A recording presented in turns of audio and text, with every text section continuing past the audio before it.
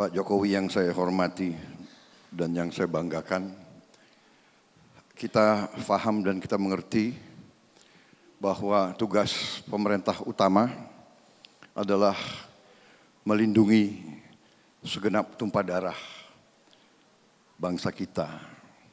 Ada satu hal yang merisaukan, mengganjal di banyak warga negara, Pak. Dalam suatu tinjauan strategis tentang core national interest suatu bangsa, kepentingan nasional inti suatu bangsa, terutama adalah keutuhan wilayah, ya, kedaulatan teritorial.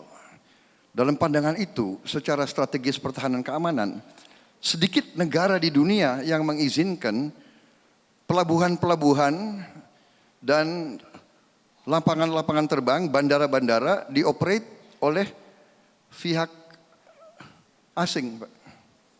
Bukan kita anti asing, ini menyangkut national security, kedaulatan nasional.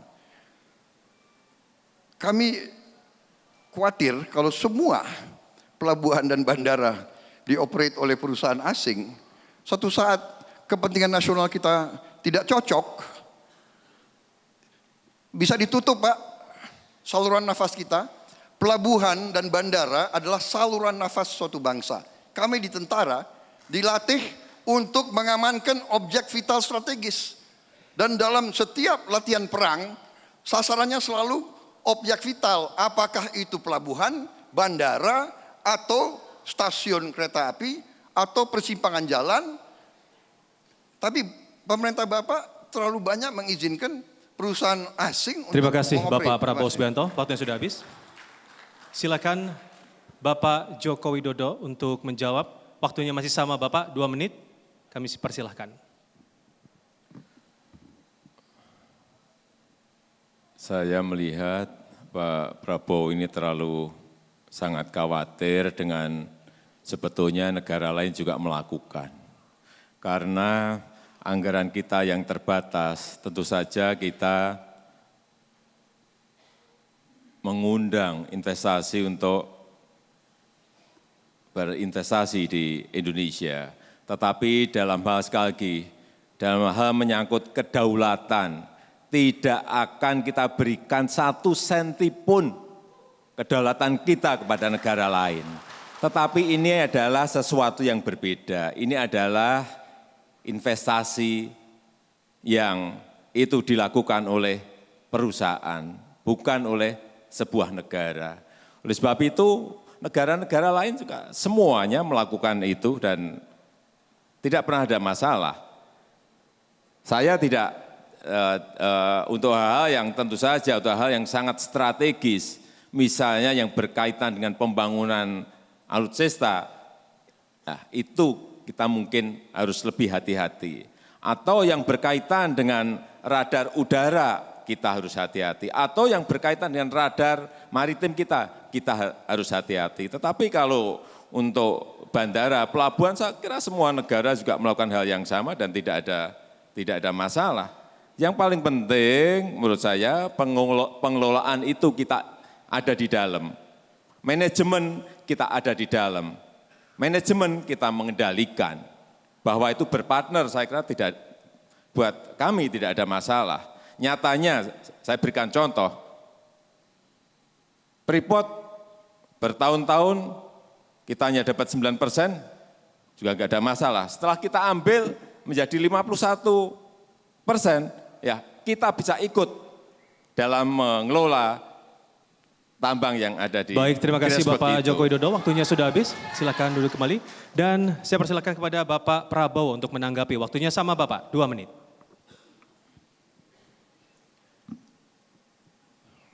Maaf Pak Jokowi, karena Pak Jokowi ini sahabat saya. Jadi saya ini pembantu-pembantu Bapak, Pak, banyak yang kasih keterangan yang menurut saya tidak tepat, menyesatkan. Jadi masalah bandara, masalah itu bagi kami dalam strategi perang itu masalah strategik, Pak, bukan masalah dagang. Bukan masalah ekonomi. Masalah strategik. Waktu kita masih miskin, GDP kita mungkin terendah di Asia, Bung Karno membuat angkatan perang yang terkuat di Asia Tenggara. Bukan untuk gagah-gagahan, karena bagi Bung Karno, kemerdekaan adalah segala-galanya. Pelabuhan dan bandara bukan masalah ekonomi semata-mata, bukan masalah dagang, masalah keamanan nasional. Kita tentara dulu diperintahkan untuk mati untuk merebut lapangan udara. Mati merebut lapangan udara. Kok dengan gampang kita kasih? Mau perusahaan swasta, asing, tetap kami tidak bisa terima kalau itu dikelola oleh asing, Pak. Dengan segala hormat. Kedua, soal Freeport, ya memang sudah sesuai kontrak itu harus jatuh ke kita. Tapi Bapak sadar nggak bahwa Freeport sendiri, perusahaan itu melaporkan di New York Stock Exchange bahwa benefitnya adalah 81% ke mereka. Jadi 51% saham itu mungkin ya agak etok-etok, Pak. Itu laporan mereka sendiri di New York Security Exchange Commission. Jadi Terima kasih Bapak Prabowo Subianto, waktu sudah habis. Kami mohon tenang. Silahkan kembali ditanggapi Bapak Jokowi, waktunya masih sama 2 menit Bapak, silahkan. Kalau menurut saya, misalnya itu pelabuhan untuk angkatan laut kita diberikan kepada asing itu yang tidak betul. Ataupun bandara, misalnya bandara di Madiun yang dipakai untuk menyimpan pesawat-pesawat kita di situ, kemudian kita berikan kepada asing, itu yang tidak betul. Tetapi kalau airport komersial, pelabuhan komersial, mengapa tidak? Dan itu juga dikelola oleh Pelindo kok. Mayoritas masih dikelola oleh Pelindo. Airport kita mayoritas juga masih dikelola oleh Angkasa Pura kita. Jadi menurut saya dalam hal untuk transfer of knowledge, transfer of teknologi, transfer of management, transfer of system, kenapa tidak kita berpartner dengan perusahaan-perusahaan yang memiliki kemampuan manajemen yang lebih baik, tetapi yang kita berikan sekali lagi bukan bandara-bandara yang strategis yang dipakai oleh angkatan udara kita, yang dipakai oleh angkatan laut kita, atau yang dipakai oleh angkatan darat kita. Saya kira ini sangat berbeda sekali, Pak Prabowo, pandangan kita dan sekali lagi, investasi-investasi seperti itu masih kita perlukan dalam rangka membangun infrastruktur di negara kita yang sangat ketinggalan dari negara-negara lain. Stok infrastruktur kita ini masih 37%, sangat jauh. Sehingga biaya transportasi, biaya logistik kita menjadi sangat tinggi sekali. Dibandingkan Singapura dan Malaysia 2,5 kali lipat. Ini jadi larinya ke ekonomi. Tapi ya itulah fakta yang harus saya sampaikan pada malam hari ini. Terima kasih. Terima kasih Bapak. Baik, Cukup, boleh tenang terima kasih. dahulu. Putaran ketiga untuk debat terbuka di segmen ini sudah kita lakukan dan kita akan bergeser ke sesi debat terbuka untuk putaran keempat. Untuk itu langsung saja saya beri kesempatan untuk Capres nomor urut 01 Bapak Joko Widodo untuk bertanya. Waktunya masih sama Bapak 2 menit dan akan dimulai ketika Bapak berbicara. Silakan Bapak.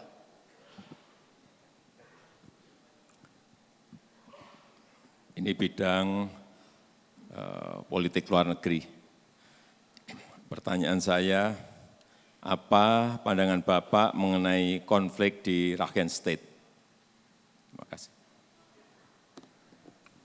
Waktunya masih ada, Pak Jokowi? Cukup? Baik, terima kasih. Langsung saja akan dijawab oleh Capres nomor urut 02 Bapak Prabowo Subianto. Waktunya juga sama Bapak, 2 menit. Dan akan dimulai ketika Bapak berbicara. Silakan. yang Bapak maksud Rakhine State di Myanmar. Jadi kita prihatin dengan apa yang terjadi kepada masyarakat Rohingya. Ini juga oleh PBB sudah ditegur, saya kira berkali-kali pemerintah Myanmar. Kita ada masalah karena kita terikat dalam perhimpunan ASEAN, di mana ASEAN selalu mengutamakan menghormati kedaulatan masing-masing negara, urusan dalam negeri masing-masing negara.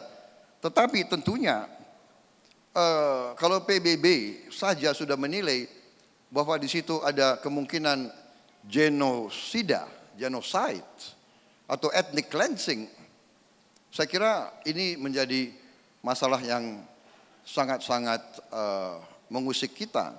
Jadi kita perlu menggunakan pengaruh kita bersahabat sama Myanmar, tapi kita perlu yakinkan mereka untuk segera menghentikan perlakuan yang tidak adil terhadap Rohingya, apalagi yang sangat-sangat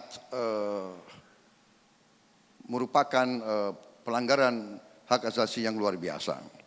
Tapi sekali lagi, bobot kita selalu akan dinilai. Kalau kita tidak bisa mengurus rakyat kita sendiri, kalau di Indonesia masih banyak yang lapar dan miskin, kok kita mau ngajarin orang lain? Satu. Lagi pula, kalau kita tidak punya kekuatan, ya paling kita bisa hanya memberi saran dan memberi peringatan. Kita sangat prihatin, kita mengutuk tindakan-tindakan itu, tapi ya kita terima kasih ASEAN, Bapak Prabowo Subianto, kita waktunya sudah terikat habis. dan kita menghormati kedaulatan Cukup Bapak, masing-masing negara. waktunya sudah habis. Terima kasih. Silakan. Langsung saja ditanggapi oleh Bapak Jokowi, waktunya juga masih sama Bapak 2 menit dan akan dimulai ketika Bapak berbicara. Silakan. Ya, ini konflik di Rakhine State adalah sebuah konflik yang sudah sangat lama dan juga sulit mencarikan solusinya. Tetapi alhamdulillah kita diberi kepercayaan saat itu oleh Sekjen PBB, Bapak Antonio Guterres, untuk menjembatani agar ada dari tim kita yang bisa masuk ke Rakhine State untuk melihat langsung sebenarnya kondisi di sana seperti apa. Menteri Luar Negeri kita juga telah ke sana dan saya sendiri telah datang ke Cox's Bazar di Bangladesh untuk melihat kondisi pengungsi masyarakat Muslim, saudara kita Muslim yang ada di sana. Lebih dari 1,1 juta masyarakat Muslim yang mengungsi di Cox's Bazar dengan kondisi yang sangat memprihatinkan.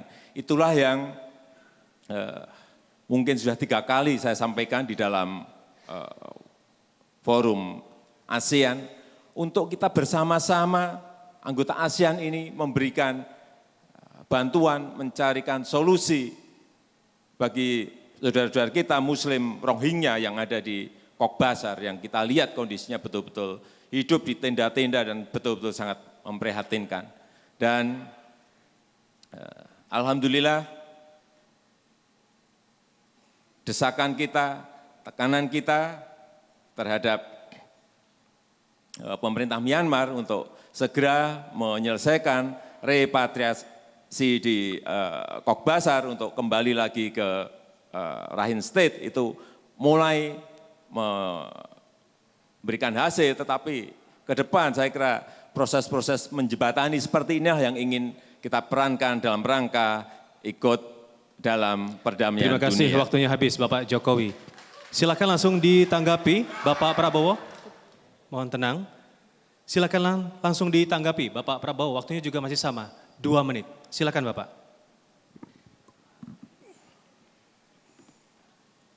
Baik, sekali lagi saya menegaskan di sini bahwa kalau kita menjadi mediator itu baik-baik saja, ya kan? Kita menjadi a nice guy gitu untuk mendamaikan mediator dan sebagainya itu tidak ada masalah, itu saya juga mengakui itu mungkin prestasi pemerintah Bapak, ya.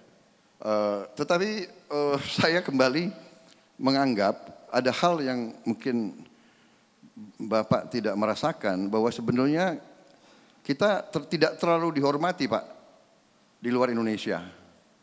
Kita tidak terlalu dihormati karena mereka tahu Indonesia ini ya selalu hutang banyak, mata uang lemah, iya kan, import makan, negara agraris import makan luar biasa. Di mana kita dihormati? Maaf, Bapak pemerintah, ya pasti protokol yang jemput. Kita rakyat biasa, kita tidak dihormati di ASEAN. Kita tidak dihormati oleh komunitas wartawan asing di Jakarta. They always say Indonesia is a nation of great potential and will always be a nation of great potential. Indonesia negara yang akan punya potensi besar dan selalu akan punya potensi besar. Itu ejekan mereka kepada kita. Jadi kalau kita mau jadi nice guy, mediator, monggo. Saya berjuang agar Indonesia dihormati. Indonesia kuat. Indonesia berdiri di atas kaki kita sendiri. Indonesia mensejahterakan rakyatnya, dihormati karena rakyatnya sejahtera, bukan karena rakyatnya miskin. Kita tidak akan import bahan makanan dari luar negeri. Itu Prabowo Sandi. Terima kasih. Terima kasih Bapak, waktu sudah habis. Boleh kita berikan apresiasi untuk kedua pendukung 02 dan juga 01. Boleh memberikan apresiasinya, silakan. Boleh tepuk tangan. Ya, dengan jawaban dari Capres nomor 02 ini menandakan bahwa debat terbuka 4 putaran sudah selesai dilakukan. Namun debat malam hari ini belum selesai. Kita masih ada sesi berikutnya atau di segmen berikutnya, yaitu pernyataan penutup dari kedua kandidat. Tetaplah bersama kami di debat keempat Capres Pemilu 2019.